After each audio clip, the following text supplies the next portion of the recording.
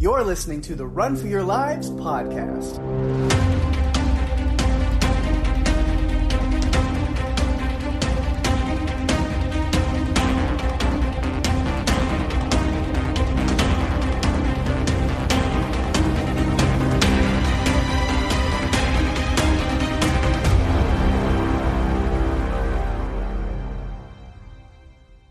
Hey everyone, welcome to the show. I'm Daphne. And I'm Pake. And this is the Run for Your Lives podcast. This episode is the monster film Tremors 4: The Legend Begins, directed by S.S. Wilson and released direct-to-video, as the rest of these Tremors movies all will be, on January 2nd, 2004. Man. Yes. We are reaching the end of another season on Run for Your Lives, and before we do our season wrap-up, look-back special next week, yes, I'm already plugging what's happening next week now, not at the end of the episode like you're used to. But you guys, if you've been listening for a long time, been with us since the beginning, you know how the structure works by this point, so that's what we're doing. And so that, you know, that means that before we get to that look-back special, we get to go back to perfection or rejection this week. As we check in on what all our great friends in the universe of Tremors are doing and what they're up to, right? Yes. Only we don't really check in with any of the characters that we've gotten to know in the last 3 movies. Mm-hmm. Not in this one. This one we're actually going back in time to when perfection was rejection. Mm-hmm. And we get to learn a little bit about the origination of the graboids. Although in this movie they're not called graboids. They're called something else. They haven't been named. I didn't expect... Now, okay, I take that back. I knew we were getting Burt Gummer's ancestors, like his great-grandfather. I did not know we were getting the Changs. Uh-huh. And that made me very happy. That was a pleasant and lovely surprise to have them. Yes. I really enjoyed that. We get to see Walter Chang's ancestors and older family as well. They started back in this town long ago. They were there before the Gummers were there. Yes, they were. I thought it was really cool because I'm watching it and I see the name of the market come up and I look at it and I'm thinking, wait a minute. Chang's? Oh my God, it's gotta be... Yes! I was so excited. I thought it was really cool. Yes. Yeah, because this is the first time you've seen this one. Right? You never watched this one before. No. I had never seen anything past the first one when we started this podcast. Mm-hmm. I saw the second one before we recorded, a bit before, but I didn't see any of the others. I've seen none of these at all. Yeah. So this was my first foray into The Legend Begins. Mm-hmm. Yes. And honestly... it's a really good one. It is. I think. It was a lot of fun. Because where 2, and especially 3, really lacks in a lot of really bad CGI and kind of thrown together nonsense. As much as I love these movies, I can admit that's exactly what that is. There is some rough CGI moments, more at the end of this when we get the big graboids. But a lot of it, they go back to a lot of practical effects, and the story is really well told, and there's a lot of little things that connect to each other throughout the movie, and little foreshadowing moments. And I honestly think this one's really well written. And it kind of is one of my favorite Tremors movies. I really like this one a lot. I really enjoyed this so much more than I thought I was going to. Generally, I don't like Western type movies. I'm just not into it. Other than maybe Deadwood, the TV series, and Tombstone. Mm-hmm. Those are probably the only 2 exceptions. Yeah. So this, going in, I was thinking, I'm not sure how I'm going to be with this one because it does, it's just not usually my thing. But I was pleasantly surprised, and I had a lot of fun watching it. Good. I'm glad. the whole time, too, I'm thinking, this is going to be a really fun conversation. Yeah. It's definitely a fun one to talk about, and so I'm excited to get into that, and so with that, we might as well.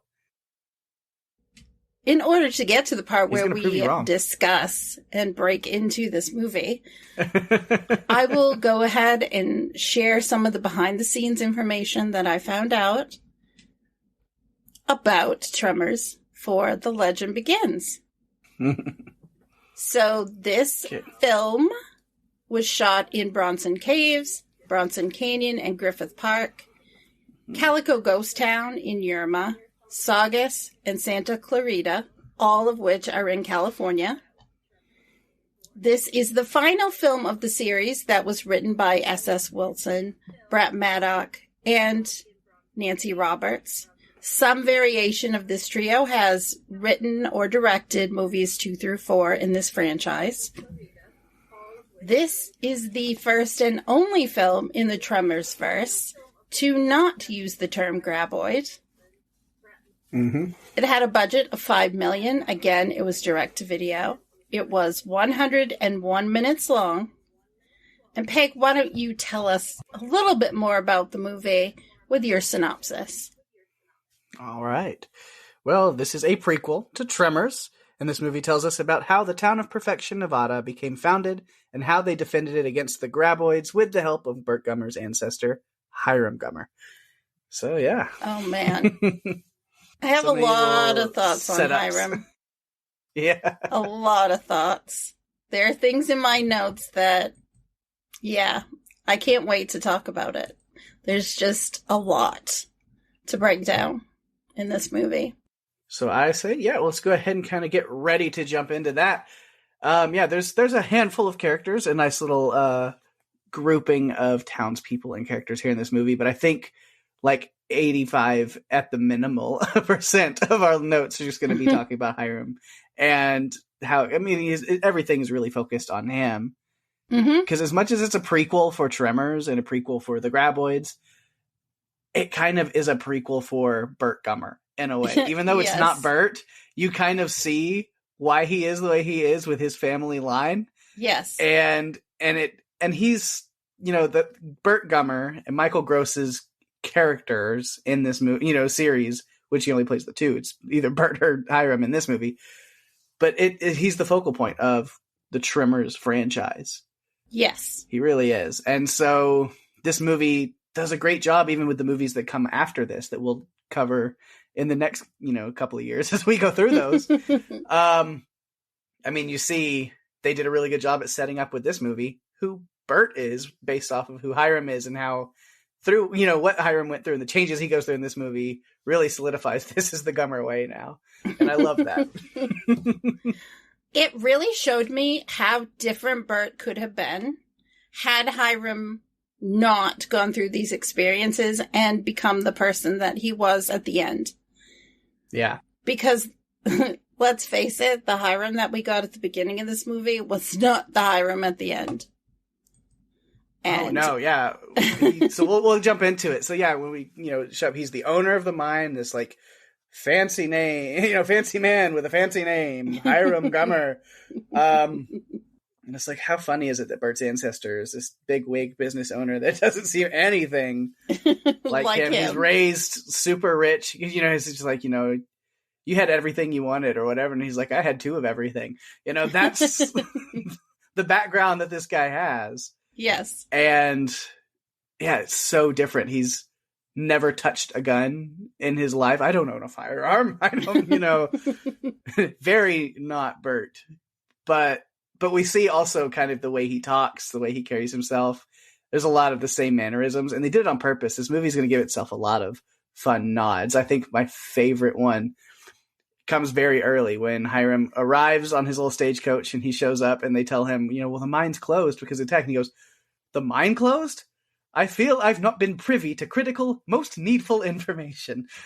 Yes, which is a callback to his line in Tremors 2 where he says, I feel I was denied critical need-to-know information. I knew that right away, and I had to go look it up because I knew it was connected. It's so great. It was so As soon as he awesome. says that, I'm just like, I love it. It's a nice callback to its own franchise in itself, and I love that they did that. And there's a lot of those different kind of callbacks, not that specific or explicit, but yeah, I mean, talking about like firearms, and then how we see once he gets into it, he gets really into it. Yes, he does.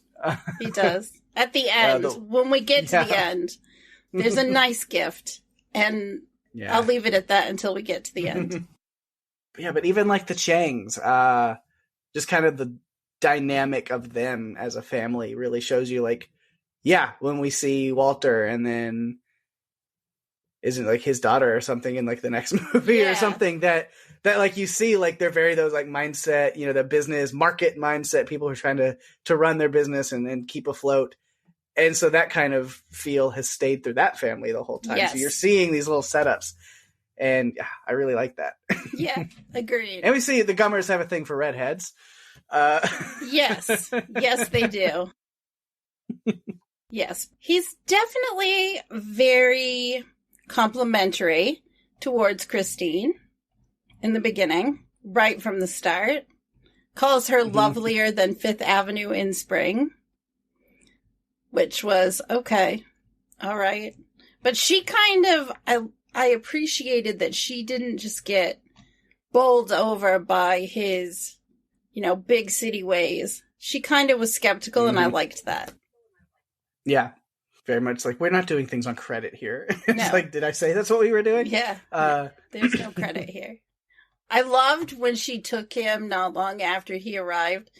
She took him on a tour of the town, and it's basically the bank, the blacksmith, and the mail, and they're all closed. And by the third one, he's like, I get it, it's closed. Yeah. And that made me laugh. Yep, everything's closing down. Everybody's bailing, leaving because the mine's closed because of some mysterious attack in the mines, and who knows what that could have been. It's only a Tremors movie, can't so imagine. But yeah, he's I didn't realize it was closed, so he showed up to address the low profit of the mine, which is no profit. Not coming in. And then you wonder why he would travel all this way himself. And even when he finds out what's going on there, that something attacked and killed these people. And he's very set on fixing the problem, getting the mine running again. It's like, this guy doesn't seem to be very determined in anything. So what is it about this mine that is making him step up and really make sure things get done? And then you find out, he's broke. Mm-hmm. It's all a facade. When his dad passed away or whatever, he sold off everything and put everything into that mine.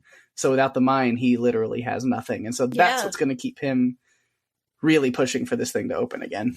Yeah. That is for sure. Yeah, he doesn't understand the ways of being out in rejection at all. Because he goes to check into the hotel and he's just shocked that it's a tent.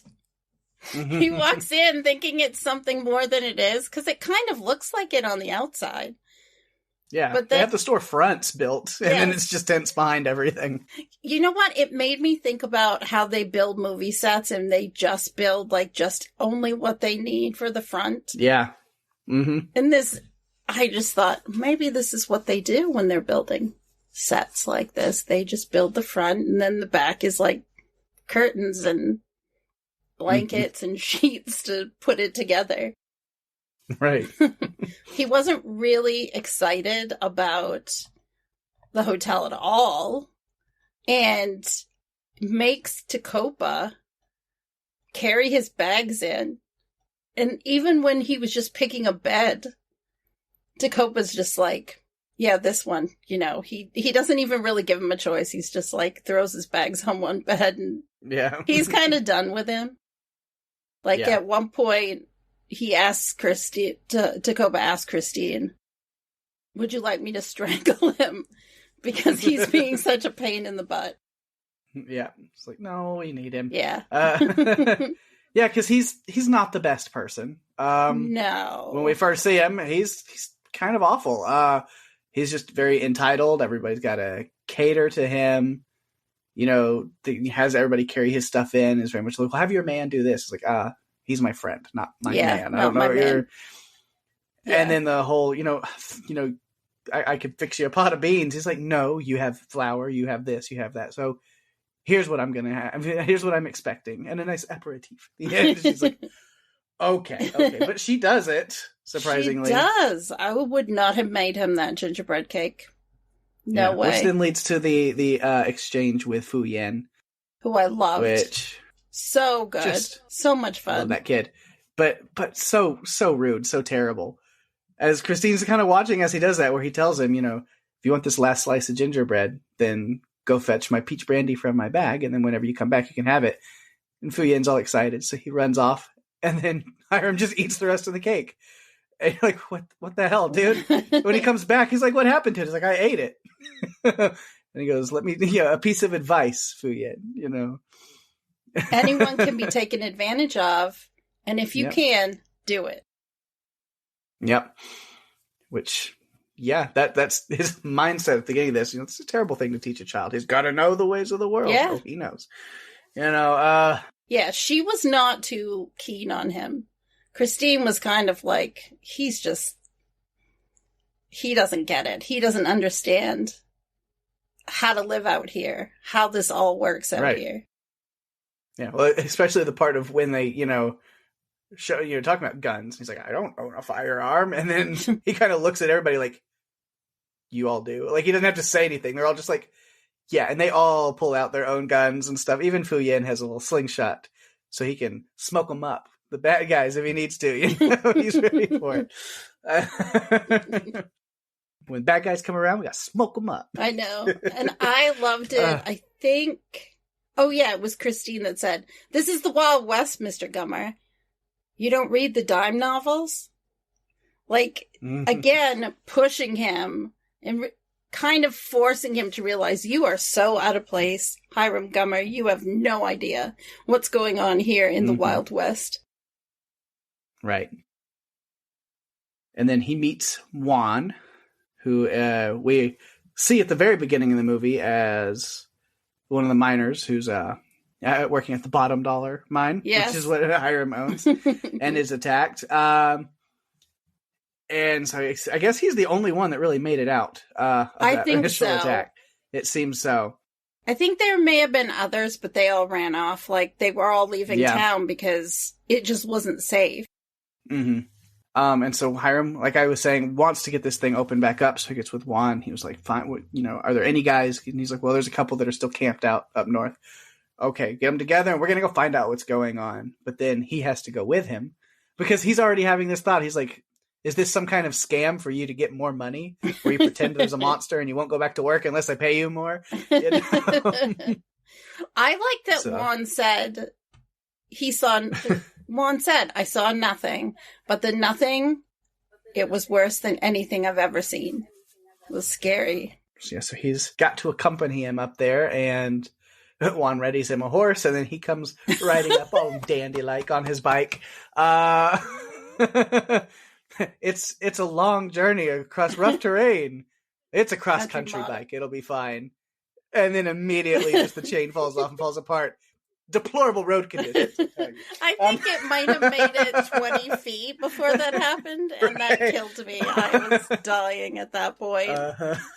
Dying. And then he's never been on a horse before, or he said he had been on a horse, and then he realized it was a camel. And so Juan has to help him on the horse. I haven't been on a horse since my 6th birthday party. Wait, no, that was a camel. So Hiram wants Juan to convince some people to come with them. So off screen, Juan is able to convince some folks. And like you just said, they meet up with this group of 4. Brick and Stony Walter. I was thinking the mother must have been thinking about rocks when she was naming them. Big Horse Johnson and some guy named Soggy. I'm glad Soggy was the first disgusting meal for these little graboid things, because he was grossing me out pretty quick. I'm like, why do they call him Soggy? Oh. Yes. Mm-hmm. Yes. Won't stop spitting his tobacco every 3 seconds. Everywhere. Uh, Yeah. They did get a few people to agree to go with them. They check out the mine and everything seems pretty clear. So, I mean, as far as, without the bones and remains of dead bodies, the people that were attacked. Poor Hefe, the foreman. Which... Yeah, he did not make it out. But one ends up with his hat. Hats were a thing in this. Like, hats were definitely a focal point in this movie. Yeah, but everything seems to check out. It's like, well, whatever it was has left, so we can open the mine again. And then they have to stop and camp out, which I thought, he set up a hammock for himself. And I hadn't seen this movie in a little while. I was trying to remember, like, when they get attacked, were they all sleeping? Which they weren't. They were all awake. But I was like, that's kind of a missed opportunity, because you have, like, the attack happen, and he's up in the hammock, and then nothing can really get to him. But those things really probably could. Cause, they can jump. Like, they're jumping. They are. What was it he said about they jump like trout? Oh, when he's talking to Kelly. Yeah. To Blackhand Kelly. He says they spring from the ground like a demonic trout. This was a movie that was just full of things. Like, full of quotes that... In my notes are full of quotes. I know that rhymes. I know that's silly. But it's true. My notes are full of quotes from this movie. And there's one particular thing that I wrote down that we will mention a little bit later that reminds me of a good friend of ours. And I'll leave it at that. So now you're just going to have to be curious. All right. Yeah. This attack happens then when Soggy takes off with his accordion musical instrument, his accordion, and that he's not too good at. They want him to get away from them and not play it near them. Yeah. And so he wanders off to go play for the horses, and like I said earlier, becomes that first meal for these. I like the way they call them dirt dragons, even though they were referring to even the giant graboids once they kind of evolved. They're like Pokemon; they evolved to different forms. But they were still the dirt dragons then, because that's just the name they had for them. Yes. But I like calling the little ones we see at the camp the first time. I still like referring to those as the dirt dragons. It's kind of a cool name for this iteration or version of the graboid life cycle. Yeah, I think Pion called them dirt dragons. He said it first in Mandarin, too long, I think, is what it is in Mandarin, and which made me laugh, honestly, because it just took me back to it's always a Chang that names any incarnation of these creatures. Right. Yeah, that attack goes pretty quick. Because they're flying through the air and jump like they do, like a demonic trout. They spring from the ground and attack people, and then they like vibrate themselves back under the dirt and pull people in under with them. It was actually really cool, a lot of those shots. But it doesn't take long to where it's just Juan and Hiram left. And then they learn the important things about, facts about how graboids function and stuff like that pretty quickly, where they don't have eyes and they can hear us, and it's the vibrations on the ground and it's the sound. So we got to be on the rocks. They run us through the first movie where they figure that stuff out a lot quicker in this one. Yeah. Like, we know, us as the viewers, we know. So let's mark that off and get moving on. I do. It was very quick. It was very quick that they figured it out. And it was Juan kind of that is like, he comes to that conclusion that they're hunting by sound. And I'm just like, yes, you're smart. He was a great character in this movie. I really liked him a lot. Yeah. So then they have to come up with a plan on what they're going to do about these dirt dragons. And Hiram comes up with a plan, says you'd have to be an unparalleled shootist, someone like his descendant in the future. So, but for now, they've got to settle on sending out a message and hiring a quick draw gunfighter, a gunslinger. Oh boy. And they send that out to see if anybody will answer to that. Which, that's where they meet Blackhand Kelly. Yes. Quite the character. I like the thunderstorm going on outside and the lightning strikes and you see his shadow on the outside of the tent and only Fu Yen is the one that notices it and it's like, oh God, what is this? And it's funny because he shows up just when Hiram is talking about the Grim Reaper coming to get him and then it's like the thunder and there he is and it's just like, oh my God. Yeah. But even before that, there was this funny exchange where Fu Yen actually fixes Hiram's bike and then tries to get some money for it. And he quotes Hiram's line right back at him. It was so perfect. Yeah, it's great. He tries to take the bike from him and he's like, wait. He's like, I'm the only fixer in town, so that'll be $5. He's like, $5? The most skilled professionals would only charge like $2. It's like, it's highway robbery. He goes, a word of advice, Mr. Gummer. Anyone can be taken advantage of, and if you can, do.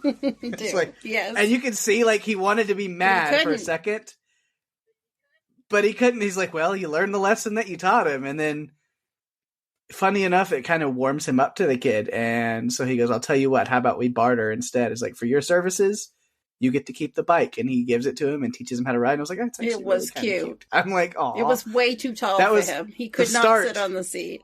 Right. No, but it's like that was the start of Hiram growing. Yes. Becoming better and connecting to this town a little bit was his relationship with Fu Yen, where it's like you could see he had a soft spot for this kid, which was adorable. It was. Loved it. Loved that connection. Which that kid. So smart.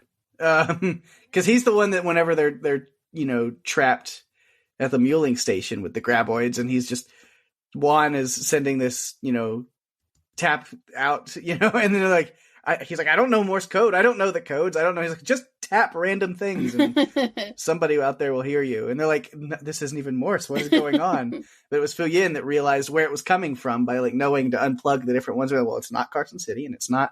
It's like, oh, that's where it's coming from. Yeah. It has to be them. Very smart. But yeah, because they are at that muling station. That's where they decide to go eventually, because they find the eggs, because you always got to have a good way of knowing exactly how many they're up against. They're going to set that up in the movie somewhere. And then they find old Fred's wagon. Oh my gosh. I thought his head was under that hat. I thought it was just going to be sitting there. I loved that reveal, because they do that, because the hat's sitting there and he so slowly picks up the hat and looks under it, like expecting it, and there's nothing, and then it zooms in on the head. Right behind, in the wagon. Oh and you're like, that was clever. I like it a lot. That was like bait and switch. Like, I just was, like I said, I was expecting it to be under the hat. I thought they'd pick it up and his face would be there. But no. It was a little surprise. Right. Yeah, so they bury old Fred, and Hiram is a much better eulogy giver than Juan is. He's quoting a play versus Juan's. He was an old man. That's why we called him Old Fred. But then Hiram kind of speaks, and yeah, poor old Fred. And that was actually the last role for the actor. He passed away. I don't think it was super long after. I didn't have a date, but J.E. Freeman is the one who played Old Fred, and he had some fun one-liners himself. There were some funny things that he said before he met his demise. Oh, yeah.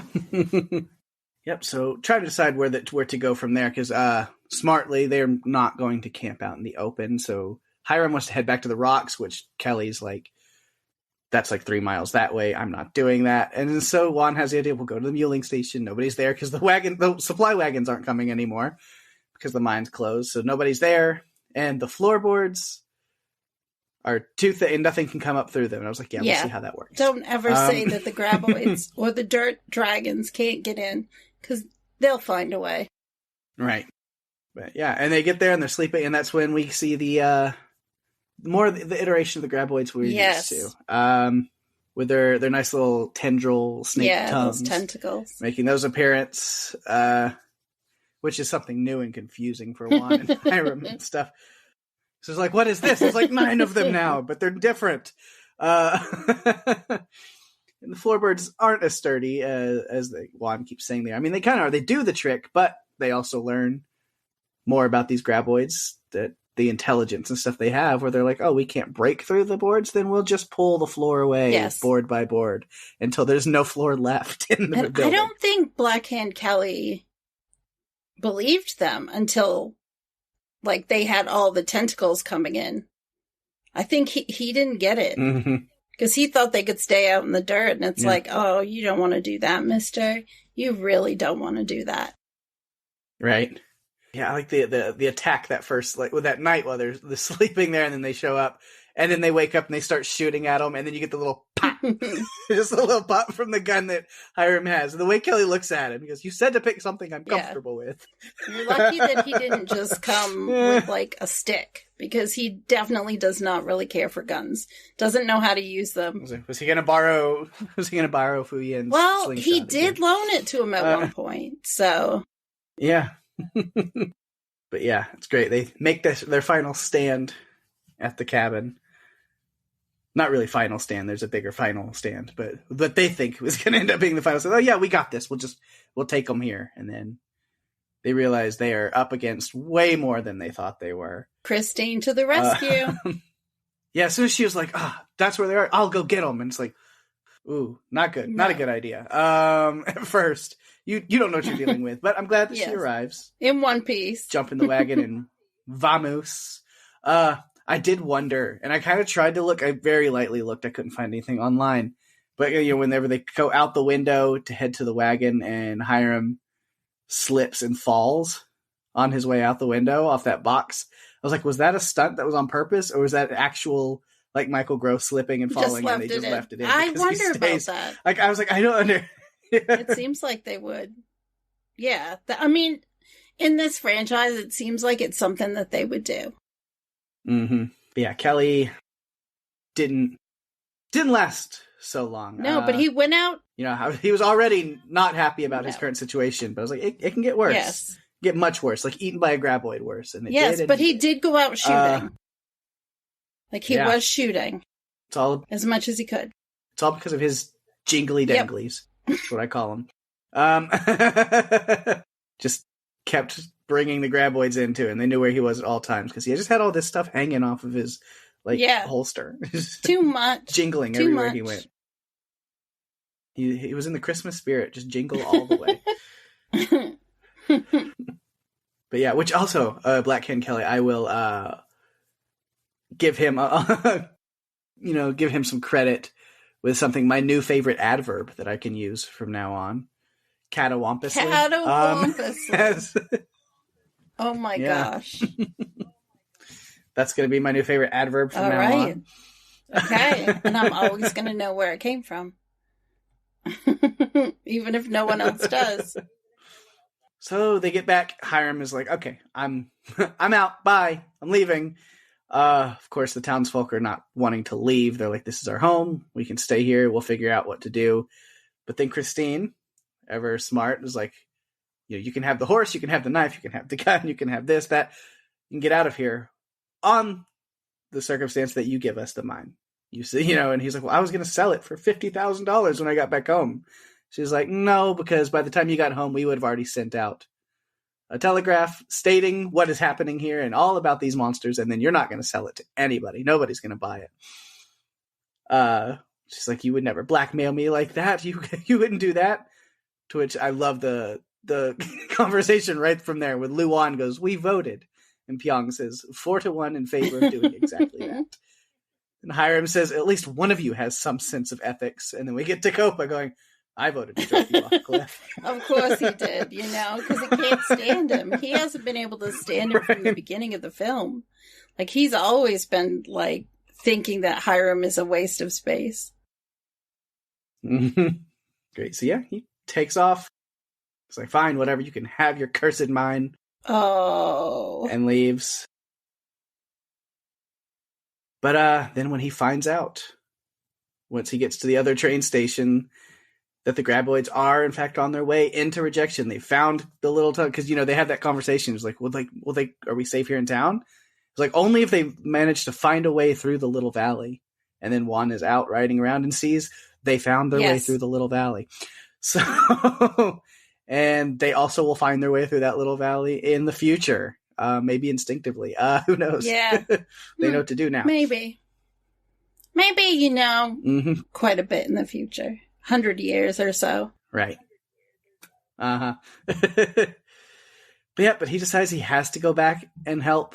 So he stocks up at Richter's Firearms, takes Kelly's words to heart, and grabs one of those punt guns he mentioned. My gosh, that gun was so freaking big. It's the beginning of a love of weaponry so strong that it will pass on for generations to come. I remember Luan was using her Chinese fortune sticks to kind of gauge what was going to happen.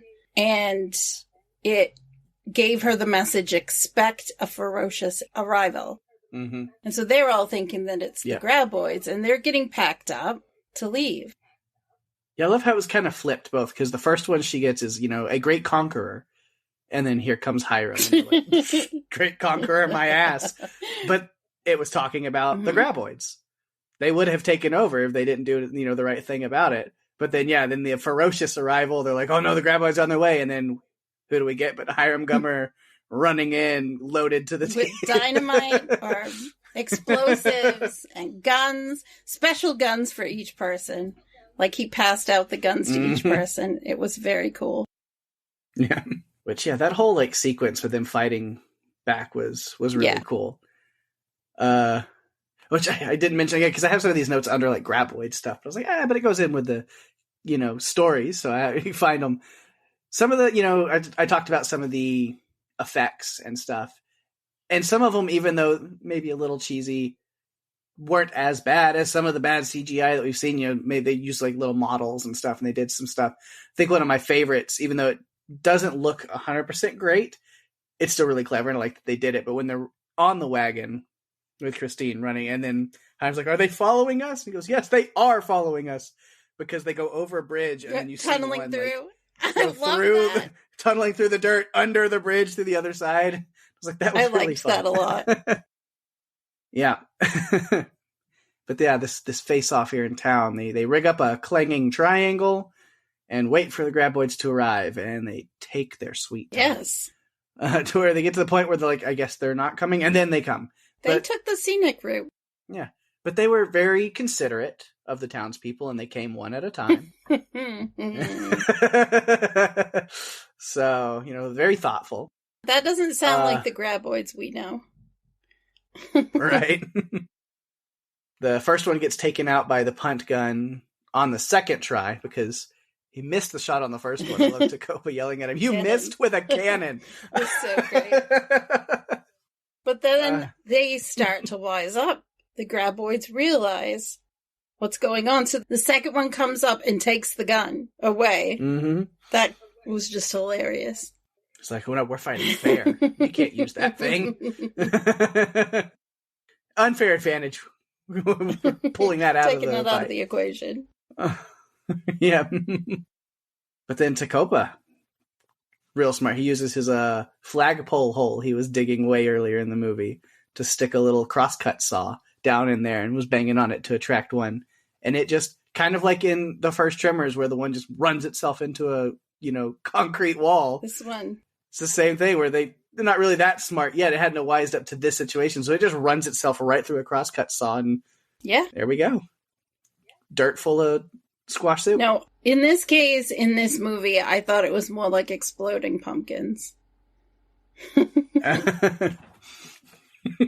Yeah, very clever use of the saw. And then one more to go, one left. It grabs and swallows the statue instead of Tacopa. You couldn't tell the difference, you racist graboid. But you know what? Juan says something that we have heard many times from a good friend of ours. And when he said it, I just started laughing because I can picture it and hear it. At one point, he says, puta madre. And that's something Jerry says when we're playing golf with your friends or one of the other games. Yeah.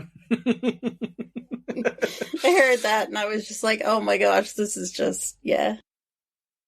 Oh, yeah. No. Not happening. But yeah, so they come up together and they have a plan to blow it up with all these explosives. But it comes in, it knocks down the market tent. Oh, gosh. Which Fu Yin luckily makes it out of that okay. But they realize they don't have time for this bomb. And they come up with a backup plan that works pretty interestingly. They attach the graboid to the loud steam engine tractor thing. It pulls it in. And then crank it up and pulls it into the mechanism to kill it, which is really interesting. I would not have thought of that. Would not have thought of that at all. But hey, creativity. Got to give it to him. Absolutely. It was fun. Man, yeah. So we're kind of running through a lot, but it's a Tremors movie, pretty cut and dry. Mm-hmm. You get what you get. There's not a lot to really dissect or talk about too much. But I'm glad we get a good arc for Hiram where he's given back the mine, but he is a much better person. So he stays as part of the town. He says he will make sure to use the first profits from the mine after it reopens to rebuild the town better. He's going to buy Juan his ranch, get a new statue for Tecopa. But the other caveat being they can never tell anyone ever at all about these monsters and what happened, or the town will be scared of that and the mine won't work and it'll all fall apart. So they just leave that to be dealt with by some handymen and a descendant 100 years in the future. Yes, multiple descendants. Yeah, but Christine gives him that wonderful present at the end because he just can't seem to hit much when he's shooting. So she gives him the equivalent of some sort of machine gun. Yeah. Colt 1865 Gatling gun with a crank. Yeah. You just load the bullets in and crank it and it hits everything. So it's just, it's perfect. Yeah. Perfect in the town of perfection. Because they changed the name also. We're not Rejection anymore. Too apt of a name, but at the beginning of the movie. So we gotta fix the name. Yes, and this, folks, is why Burt Gummer became such a gun enthusiast and why nobody knew about the graboids. Right. It's the beginning. This was the beginning of the Gummer legacy, but also the Gummer compound. Because he even says, well, I'm going to stay here. I'm going to build myself a house right there up on the hill where the graboids, can't, even though they think they're all gone.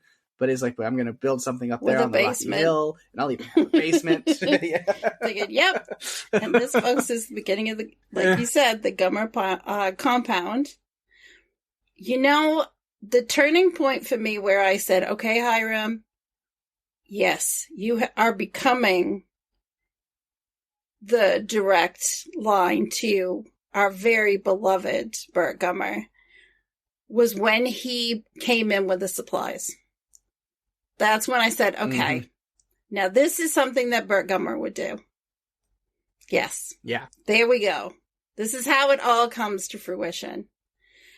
And there was another moment, too, that when he's kind of starting to ride out of town, Fu Yen rides on the bicycle up to meet him and asks him to stay. And he says no. And so Fu Yen just leaves the bike there, dumps the bike and walks away. I'm like, huh. And Hiram just goes along to the next town. I'm sure I've got a couple of extra notes randomly for different characters, but we cover a lot of stuff just through the main storyline with Hiram. But yeah, little ones like Juan, of course, talked a lot about him, but a couple other little things. Of course, when the giant graboid bursts through the ground at the muling cabin, right underneath him, and he kind of, yeehaw, ride him, cowboy. He's up on top of it for a little bit. They manages to grab onto and hang from the ceiling beam for a little bit while Kelly and Hiram are firing at it. Thought that was cool. And then I like when the townspeople are rallying together with Hiram and deciding to fight back instead of leave the town. And Juan says, it will be our Alamo. And Hiram says, we were the losers at the Alamo. And he goes, I love that. That was funny. And at one point, Luan gives Juan a hat. And it's one that he's been wanting for a while because he can't keep a hat. You know, because later on he gets another hat because he might need a spare because he loses them. Yeah, Hiram buys another hat at the gun store when he grabs all the supplies, like, because you're probably going to need a spare knowing you. You always lose a hat. But then at the end, he didn't really need the spare, but he gave it to Fu Yin, which was also cute. I love that. Yeah, his hats. Yeah. One was in the mine, covered in gunk. That was like his first hat. And then he lost the hat that was his foreman's hat. That was gone. And then the one that he got from Luan, he lost that too. Like, he can't keep a hat. It's not possible. Mm-hmm. Right, yeah. I'm trying to think if I have any other notes. Kind of covered a lot of it. We have. So let's see. Yeah, that's it. This might be a quick one today. But it's Tremors. Like I said, you get what you get, but that doesn't mean I don't love it. I have a couple of things old Fred said that made me laugh. One was, and fill them through with more holes than a cabbage leaf in a hailstorm. Mm-hmm. And then when they were trying to figure out who they needed for help, and Hiram was getting the gunslinger, he said something about shooting the nuts off of squirrels at 100 paces. We need someone like Doc Holliday. Mm-hmm. And he goes, yeah, but somebody who's not dead. He goes, Doc Holliday's dead. Yeah, he was fun. He had a lot of one-liners. Those are just two. There are a lot more. Yeah. Yeah. It's one thing I do love about Tremors. I love a lot of things about Tremors, but one of the things is a lot of the dialogue, especially around Gummer, whatever iteration we get, usually Bert, but it's very funny, very clever. Well, when he rides into town with all the supplies, he says, "This idyllic retreat shall not fall prey to these mindless predators." And that, again, I'm just like, okay, you are becoming Bert. You are going, this is how it happens. This is how we get Bert. So I think that's about all that I really had. Did you have any extra notes before we kind of move on to production notes and feedback and all the fun stuff coming up next? There's just so many quotable moments in this movie. But there was one moment where he gets back into town and he basically says, "Madam, I intend we throw our visitors a little corpse and cartridge occasion." It's like he's talking about having a little soiree with guns and violence. Yeah. So I picture, because when he says that, like, and then it immediately cuts to like Fu Yin and a look on his face. It's just like, this guy's my hero. Like... I know. And Fu Yin at one point runs out of the market because he wants to help. And it's Bert that sets him in saying, this is our fortress. We need to guard Hiram, it. Really? Oh my God.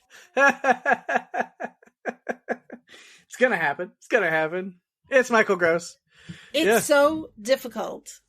And I found myself calling him Bert so many times in this movie. Yes.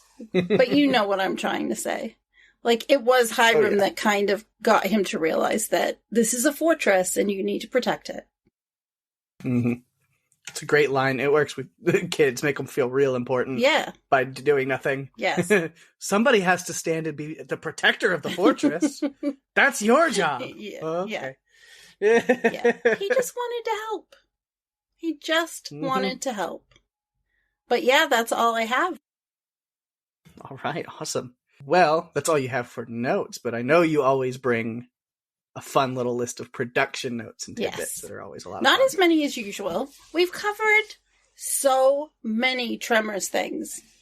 Every time we cover a movie in the franchise, I always bring whatever I can to the table for that. In this one, there's some interesting tidbits, so I will just go ahead and get started.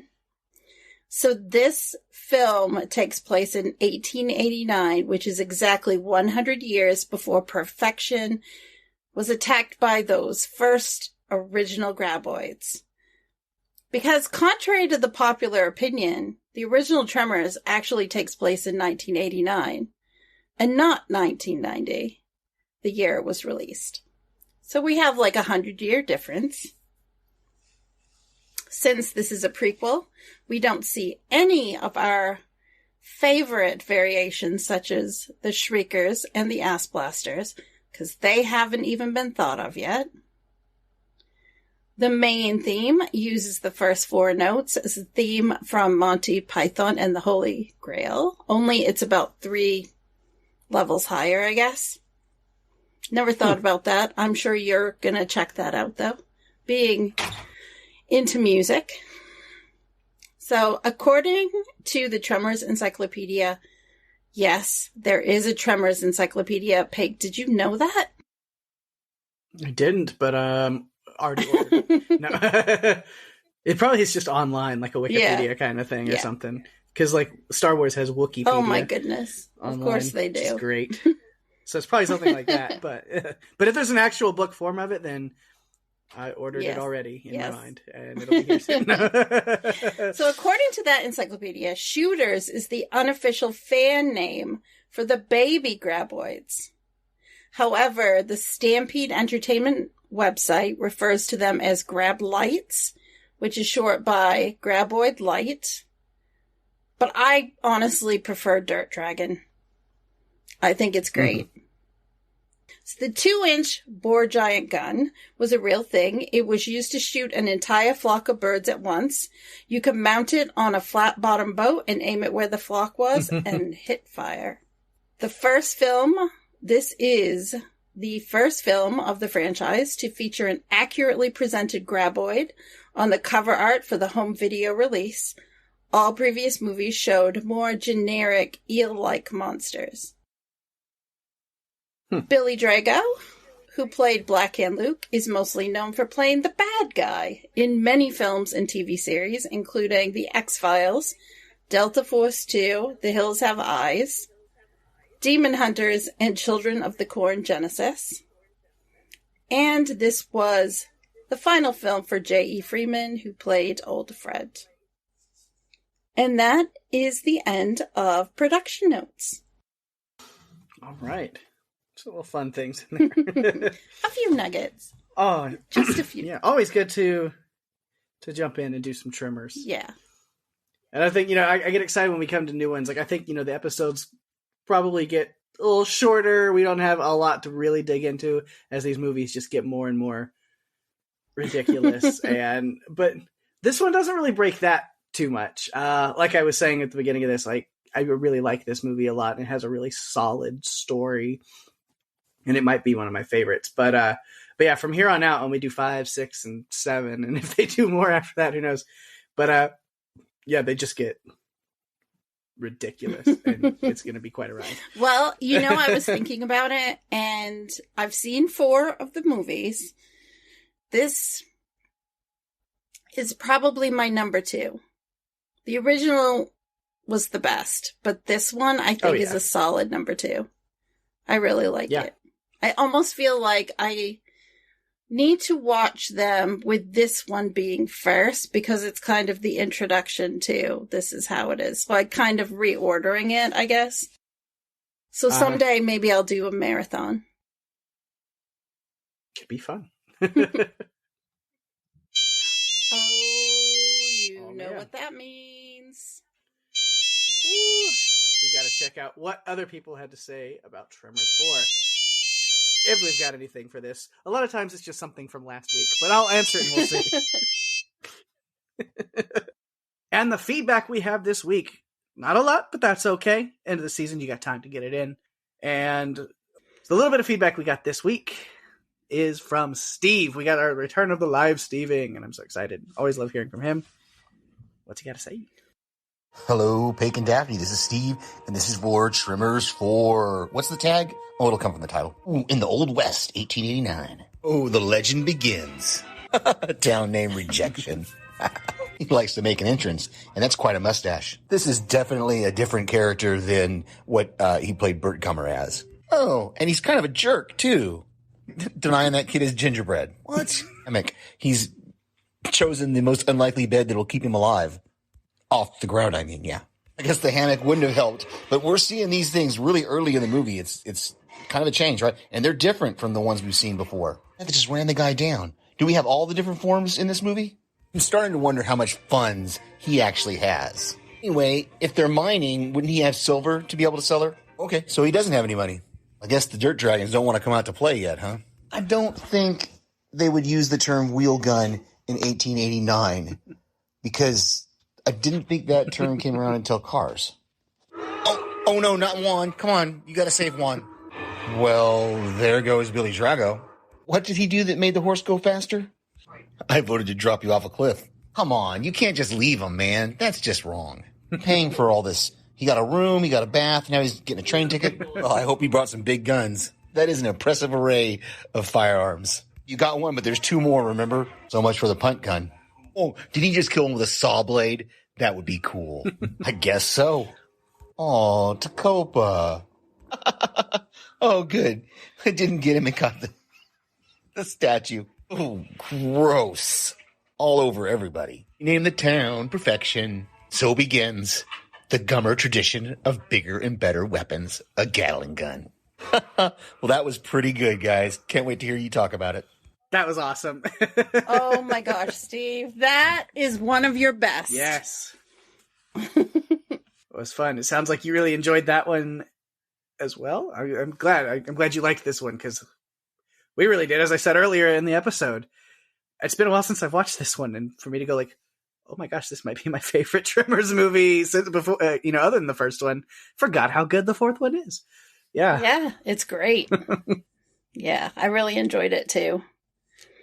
Well, if you would like to submit feedback, like our good friend Steve, who has brought us his live Steving throughout this season, you can do so by submitting your feedback at our Facebook page at facebook.com/runforyourlivespodcast. You can email us at runforyourlivespodcast@gmail.com, tweet at us on Twitter at RFYLpodcast, reach us on Instagram at runforyourlivespodcast, and if you're enjoying the show, be sure to tell your friends. We are available on Spotify, Apple Podcasts, Stitcher, pretty much all the other podcast players, including YouTube. Go to runforyourlivespodcast.com for all the links you'll ever need and give us a review on Apple Podcasts. That's the best way to share the love and get us out there even more. We really appreciate it. Absolutely. And speaking of sharing the love, of course, got to give some shout outs to what's going on in the podcast universe around us. My other podcast, Strange Indeed, me and Rima still covering You, Season 3 on Netflix. Our coverage of episodes 7 and 8 were up this week. So we're getting close to rounding that one out. Still not sure what we're going to do. We may take a week or two, figure things out, come back, do some movies, maybe find another series to cover. We're talking, because right now we're just kind of trying to buy time and figure out what we're going to do before the big one comes back in May. Stranger Things is finally coming back in May, season 4. So excited. We will definitely be doing that. So if you're a Stranger Things fan, definitely check out Strange Indeed when that comes out in May and July, respectively. They're cutting it into 2 parts. It's really interesting. We will be covering all of it. So definitely check that in. But check in with us now if you're a fan of You, and check in to see what we're doing next, because we'll always find, even if it's like movies and stuff, we love Stephen King. We love things like that. So we usually can find some fun stuff to cover. And then in the Podcastica network as well, which are where Strange Indeed is at, there's a lot of good stuff going on right there. Podcastica.com. Check that out to see all the different podcasts. Jason has revamped the website, and there's links spread. He's broken up all the different shows into their own separate podcasts, or you have like the big home, umbrella podcasts that cover everything. So if you're a fan of TV shows, there's something there for you. There's so many really cool things going on. So look through the array of shows that they've covered on Podcastica. There's lots of fun stuff. But the ones that are currently going right now, House Podcastica has got Yellow Jackets coming in. Of course, the season is over, but they came in like halfway through the season. And so they covered episodes 1 through 5 in one episode to catch up, and then went episode to episode after that. So now they are going in and breaking down each of the first 5 episodes one by one, more in depth, with thinking about what has already happened. So it's kind of spoiler full. That's going to be really cool. And of course, there's one really awesome person who is going to be on those. Jason's pretty cool. So, and Daphne. Daphne's definitely. If only people could see the screen. But also Wendy. Wendy's really awesome too. All of them are awesome.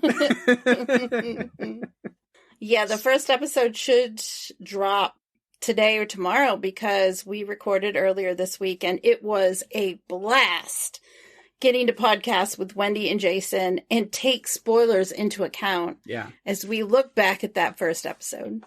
Definitely. And then that same cool person who's not Jason or Wendy, even though they are really cool, Daphne is recording another podcast also on Panels to Pixels with Steve. We heard just a minute ago as they're breaking down season 3 of Snowpiercer. How's that been going?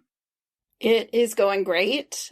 We've kind of got to the point in the season where they start to set the table for like the last few episodes. So while it seems like, especially this week, the episode that we covered, I was kind of like, okay, they kind of set things up. But it's cool about podcasting when you can talk with someone and when you talk things out, it just reinvigorates like, yeah. Oh my gosh, yeah, that's really cool. So it's fun to get to break that down with Steve every week. It's awesome. And then also on Panels to Pixels, Steve and Laura are covering The Witcher Season 2, going through those episodes. So if you're a fan of that, check out their coverage there. On Adrenaline Cinema, Mark and Jerry are discussing Soylent Green. So there's a good classic, crazy one for you. Oh my gosh. Have you seen that one? I have not. I know a lot about it, but that's an older one that I haven't actually gone back and watched. Definitely a trip. On the Walking Dead cast, The Walking Dead is back. They are in part 2 of the final season. And Jason and Lucy were back this week to talk about that first episode of season 11. Part 2. Which is like episode 9. I know. Pake, it's going fast. I know. I feel like we're going to be at the end of the final season. And yeah. No, we need to go ahead and start planning our like get together for the finale party and stuff. It's going to be here before we know it. It's going to be fun. It is. It is. We need a date. We need to know when it is. Then we can really get that into full swing. Yeah. And then, of course, lastly on here, on Wilhelm, our friend Ben has done something different with that. He has hosted a podcast for a number of years now called The Spotlight with Ben Beck, where he has done celebrity interviews and things like that. And he has merged The Spotlight with Wilhelm into one thing. So it's into Wilhelm under that umbrella now. So he'll do special Spotlight episodes. And the first one under Wilhelm that he did is with comedian Jim Florentine. So he had him on there. So that is out. Go check that out. And then, of course, I've already seen some of the guests and stuff he's got down the pipeline coming on to do those special interviews with. There's some cool stuff coming. So if you're into like celebrity interviews, check that out because he's had some really cool ones on there before on the Spotlight podcast. And now that it is part of the Wilhelm brand or whatever, so to speak, he's got some really cool ones coming. One that I know of, I think is still going down that is part of something else that I'll talk about in a little bit, but I can't tell too much on what he's got planned if it's still going as planned. But yeah, definitely that'll be something really cool to check out. But before I get to that, go ahead and give a little tease of what's going on next week here on Run for Your Lives. Well, from the Tomorrow War to Tremors 4, see what I did there? It rhymed. We've analyzed and dug into 23 films and shared the good, the bad, and the truly creepy about each one. It's now time for another one of our popular Look Back special episodes as we end Season 3 by sharing our favorite characters, monsters, and movies. Movies that would make you run for your lives. Mm-hmm. Join us for our season finale for Season 3. Yeah. Doing another Look Back special next week. We will break down, like she said, our favorite characters, monsters, movies, episodes that we have done in this season. And there's been a lot of really good stuff. We got to go back and, we'll get to go back and visit everything, and it'll be a lot of fun for sure. And then the season finale. So the plan is we'll take a little bit of time off. let you go back and re-listen to, other episodes and stuff that maybe you haven't. If you want to catch up on the podcast, you got a little time. We've covered so many great movies. I'm sure in our little off time, we usually take 3 or 4 weeks or so to kind of revamp, record and build up a little bank of our own, figure out what we're doing next, get something set, and make sure we are ahead of the game. So we'll be doing that. And in that time, I'm sure we'll be posting on our social medias and stuff, telling you some other older ones that we've covered to go back and check out, and staying in tune with you guys. So definitely stay tuned. We'll have some good stuff coming in the near future. Yes, we definitely will. As things have opened up, we both have gotten a bit busier with some of our old activities that we haven't been able to do for a while. Yeah. So banking those episodes really helps us be able to do that and not worry about missing a week. Yeah. We want to be able to bring you guys an episode every week. So this little break will allow us to build those up and be ready for another fun season. I can't believe that we're on the cusp of season 4. Yeah, it's going to be so much fun. I'm excited. We've got some good stuff planned for season 4 already that you'll have to wait and see, but some more special episodes and things like that. So I think it'll be a really good time. It's going to be great. It's going to be so much fun. But Pake, why don't you share something that you've been alluding to a little bit? Yeah, like I said, talking about getting to go back to doing things that we enjoy doing in our free time and other stuff. Convention circuits are back. We're back to doing conventions and things like that. So if you're a fan of a lot of the movies and stuff that we cover here, then there's a good chance you're probably a good fan of The Walking Dead and Marvel and other things that are kind of in that realm, very fantastical and fun stuff. And if you are a fan of that stuff and you live in the Atlanta, Georgia area, or are willing to travel to the Atlanta, Georgia area, Fandemic Tour, the Fandemic Convention, will be in Atlanta, March 18th through 20th. So it's coming up pretty soon. So if you're going to be there, or if you live in Atlanta or that area, know that's coming. Or if you want to plan, if you haven't known about it and you're like, holy crap, how am I just now hearing about this? There's time. Get on it. There's a lot of really cool guests and stuff, people that are coming. Including some people who maybe think that we've talked about on the show, on this podcast before in different movies. So yeah, it's going to be a lot of fun with that. And you guys may remember that Pake back in September was talking about this. Yeah, it was supposed to be in September, and then with the Omicron of it all and Delta variants and who knows, COVID's a fickle little bitch. So, yeah, but it's happening. So yes, March 18th through 20th. Atlanta, Georgia, the Georgia World Convention Center. It's happening. I will be there. Daphne will be there. A lot of our friends that I've talked about on these other podcasts, Jason and Rima and Ben, Wendy, we're all going to be there. So if you want to go just for a great convention, see some really cool actors, I could give you the list of people that are there. Just go to the Fandemic website, go through their guests. It'll blow your mind. There's a lot of really cool stuff going on.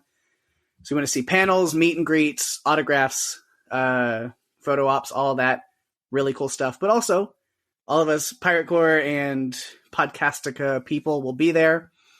I know me, Rima, Jason, Ben are doing panels, so you can see us on stage interviewing and doing panels with some of the actors and stuff. And then everybody else is also there hanging out. Hit us up on social media if you're going to be there, and we'll grab a drink with you. Grab something, we'll hang out. Come see us. Come see a fun show. We'll be in Atlanta for that weekend. It'll be a good time. Yeah, it's going to be great. It's my first convention.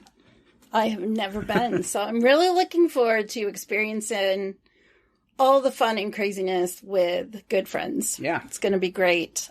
As Pake said, reach out to us on social media. Let us know if you're going to be there. Yeah, we'd love to meet up with you or talk to you. Do whatever we can. Yeah. It'll be a fun weekend. It's going to be great. And with that, we've reached the end of another fun episode. This one was especially fun. Thanks everyone for listening. I'm Daphne. And I'm Pake. And if you have to run, you better run for your lives. Bye-bye.